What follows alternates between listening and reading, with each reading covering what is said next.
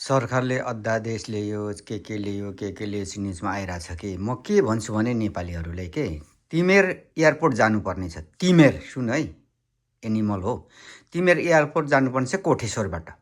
तर अहिले पुरानो सरकारको के छ भने कोठेश्वरबाट त एयरपोर्ट जाँदाखेरि चाहिँ कलङ्कीमा जा एकजनालाई भेट, अनि महाराजगञ्जमा जा अर्कोलाई भेट, अनि चाबेलामा जा अर्कोलाई भेट, अनि एयरपोर्ट जा भन्छ।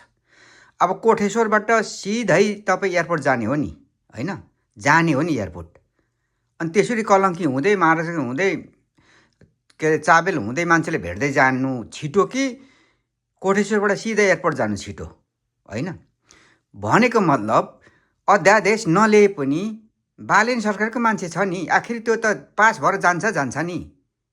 अनि किन त्यता अल्झाइ हिँड्नु?